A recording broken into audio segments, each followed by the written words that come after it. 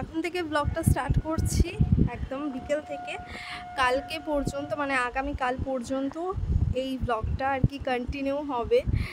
এত হাওয়া দিচ্ছে, চুলগুলো উড়ে উড়ে মুখে পড়ছে। তো এখন বাজলো বিকেল 5টা থেকে ব্লগটা স্টার্ট করছি। আজকে সারা দিন মানে সারা সন্ধে রাত অবধি কী করব সেগুলো তো তোমরা দেখবেই। তাছাড়াও কালকে সারা দিনটাও আমি অ্যাড করব, কারণ ব্লগটা একটা মিনিমাম সাইজ পর্যন্ত তো দিতে হবে, মিনিমাম 10-15 মিনিটের তো করতেই হয়। জানো যারা ইউটিউব করো, সোশ্যাল মিডিয়া প্ল্যাটফর্মের সাথে অ্যাড আছো তারা জানোই। তো আজকে বাইরে ভীষণ সুন্দর একটা ওয়েদার। সকালবেলা কিন্তু সুন্দর ওয়েদার ছিল, খুব ভালো রোদও উঠেছিল, কিন্তু এরকম সুন্দর ঝোড়ো হাওয়াও দিচ্ছিল, যার কারণে বেশ একটা সুন্দর ওয়েদার ছিল। আর এখন তো দেখতেই পেলে কি বিশাল মেঘ করেছে, ভীষণ সুন্দর একটা ওয়েদার হয়ে গেছে। জানি না বৃষ্টি হবে কিনা, তো দেখা যাক। চলো আজকে দিনটা তো শুরু করছি এই ব্লগের মাধ্যমে, তোমরা দেখতেই পারবে আগামীতে মানে এরপর আর কি হচ্ছে এই ব্লগের মাধ্যমে, সেটা দেখার জন্য ব্লগটাকে শুরু থেকে শেষ পর্যন্ত দেখতে হবে। যারা যারা ফেসবুক থেকে আমার ব্লগটা দেখবে তারা অবশ্যই আমার পেজটাকে ফলো করে দিও, আর যারা ইউটিউব থেকে দেখবে তারা অবশ্যই ব্লগটা ভালো লাগলে লাইক, শেয়ার অ্যান্ড সাবস্ক্রাইব করবে। তো চলো বন্ধুরা, দেখতে থাকো।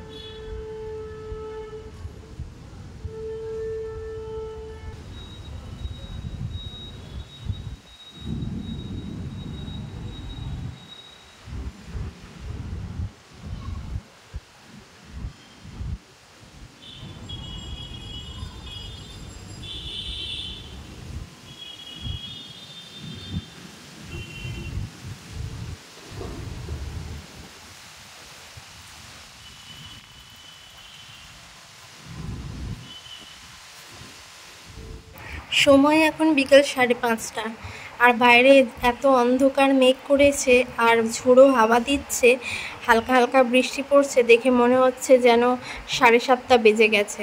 মানে সেই লেভেলের ঝড় হচ্ছিল আর কি বলতে গেলে। তো জানলা দরজা বন্ধই ছিল, তো আমি ভাবলাম যে এক পাল্লা জানলা খুলে তোমাদের একটু বাইরেটা দেখাই, দেখো শুধু। তো যাই হোক, সন্ধে মা রুটি আর তরকারি করে নেবে। আজকে তরকারি মা করবে হচ্ছে আলু কুমড়ো দিয়ে তরকারি করবে আর রুটি। তো চলো মার কাছে যাই। এখানে দেখো আলু আর কুমড়ো মা কাটাকুটি করে নিচ্ছে। কুমড়ো কাটা হয়ে গেছে, আলুটা মা কেটে নিচ্ছে, দেখতেই পাচ্ছ। এরপর তরকারি রান্নাটা করে নিলে তারপর রুটি করবে। আর এদিকে 5:30 থেকে 6টা 6:30টার মধ্যে যদি রান্নাটা হয়ে যায় সন্ধ্যের আর কি রাত্রের ডিনারটা, তাহলে সন্ধেবেলা বসে বসে আর কি, এখন একটা নতুন সিরিজ এসছে তারানাথ তান্ত্রিক, সেই সিরিজটা দেখি। ওটা বেশ ভালো হচ্ছে এখন, তার জন্য। তো চলো তোমরা দেখতে থাকো, পুরো ব্লগটা স্কিপ করবে না কেউ। আর কেমন লাগলো অবশ্যই জানিও, তোমাদের কমেন্টের আশায় থাকবো।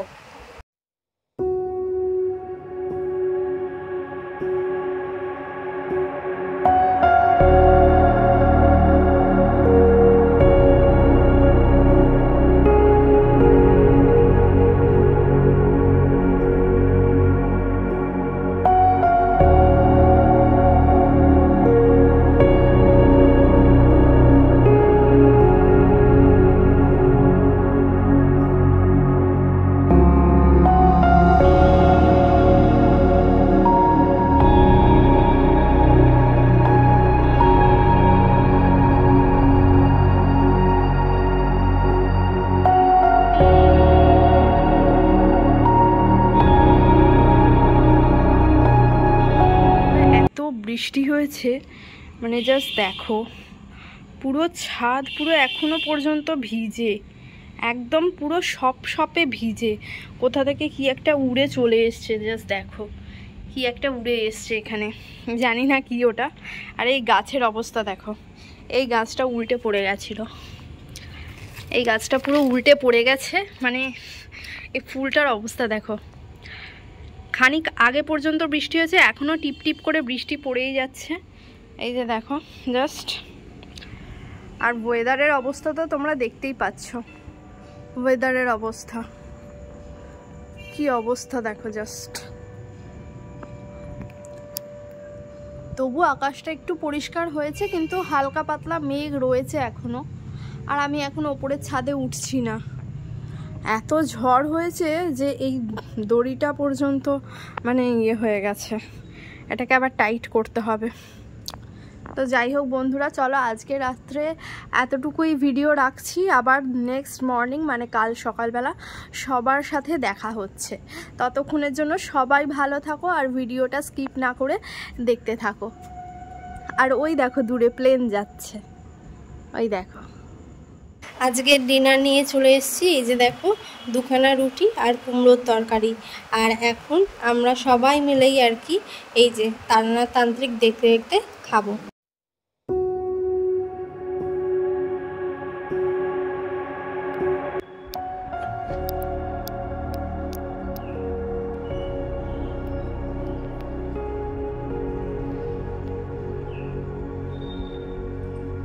মর্নিং এভরিওয়ান, সকাল সকাল রান্নাঘরে এসে চা করা হয়ে গেল।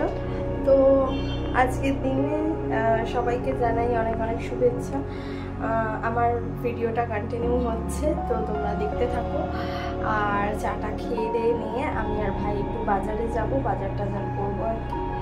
তো চলো চাটা খেয়ে নিয়ে তারপর আবার আসছি। তো বন্ধুরা, আমি আর ভাই এখন বেরিয়ে পড়েছি, এই বাজারে যাচ্ছি, বালিবাজারে। এই যে ব্যাগও নিয়ে নিয়েছি এখানে। তো চলো বাজারে যাওয়া যাক।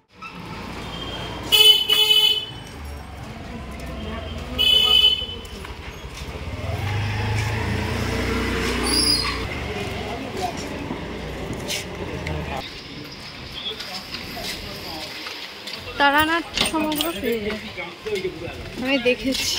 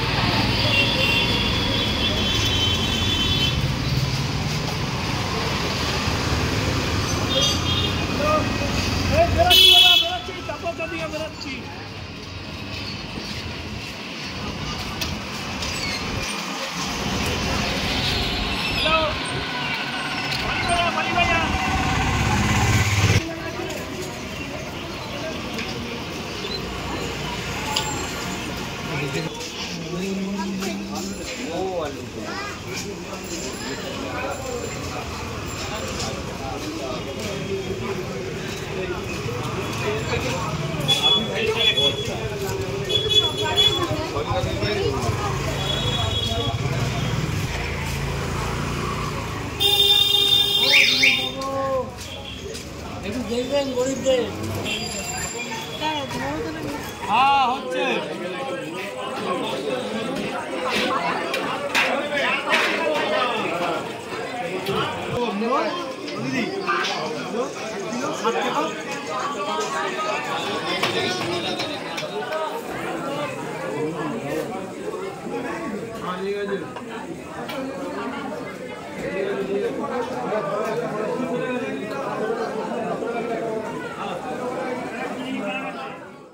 বাড়িতে চলে এসেছি। তো আজকে জলখাবারে পান্তা ভাত খাবো, তাই একটু আলু ভাজা করে নেব। এদিকে আলু ভাজা দিয়ে পেঁয়াজ, কাঁচা লঙ্কা আর এই যে রসুন একটু ভাজবো, দিয়ে তেল নুন দিয়ে মেখে খাবো।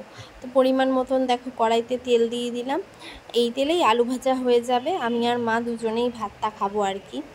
তো আলুগুলোতে নুন হলুদ মাখিয়ে নিচ্ছি। আর আজকে বাজারে গেছিলাম, বিশ্বাস করবে না, যার কাছ থেকে মাছ কিনছিলাম তার অপোজিটেই একটা কাকুর দোকানে দেখলাম যে বিয়েবাড়ি থেকে অর্ডার এসছে, যে বিয়েবাড়িতে হয় না ভেটকি মাছের পাতুরি বা ফিঙ্গার যেটা আর কি বলে, ফিঙ্গার দেয় আমাদেরকে, ফিশ ফিঙ্গার। সেটা বললো, ওই যে দেখালাম না বিরাট বড় বড়, ওগুলো আর কি টুনা মাছ। হ্যাঁ টুনা মাছই বললো আর কি। ওই মাছ না ওটা হাঙর মাছ জানি না, বললো বিশাল বড় বড়, তোমরা দেখতে পেলে 4টে এরকম সাইজের বড় মাছ। তার আগে দুখানা কেটে ওরকম ফিঙ্গারের মতন করে দিচ্ছিল। তো সবাই মিলে হাসাহাসি করছিল যে ভেটকি মাছ বলে কেমন পাবলিককে বোকা বানিয়ে এই সব মাছ দেয়, কি না কটা টাকা লাভের জন্য ক্যাটারাররা। তো যাই হোক, সেটা নিয়ে আর কোনো আমার মাথা ব্যথা করার দরকার নেই, জাস্ট এমনি বললাম আর কি, তোমাদের সাথে শেয়ার করলাম। ওই মাছটা দেখে তোমরা হয়তো ভাবছিলে কেন আমি তোমাদের দেখালাম। এক তো মাছটা বিশাল বড় মাছ ছিল, তাই ভাবলাম তোমাদের সাথে সেটা শেয়ার করি। আর চিংড়ি মাছ ছিল দেখলে, ওটা হয়তো কোনো কারণে, হয়তো অন্য কোনো জায়গায় হোটেল ফোটেলে অনেকে দেয়, তো মানে নিতে হয় অনেকের, তো ওই জন্যই আর কি হয়তো রেখে দিয়েছিল। তো চলো যাই হোক, আমি তো বাড়িতে চলে এসেছি। এদিকে আমি রান্নাঘরে এসেই একটু রেস্ট নিয়ে ঢুকে এই সমস্ত কাজগুলো করছি, আলুটা ভেজে নিচ্ছি। আর এখন বাজলো 10টা। তো 10টার সময় আর কি, ওই 10:30টার সময় জলখাবার খাবো আমি, মা আর ভাই ছাতু খাবে, কারণ ভাই পুজো করবে।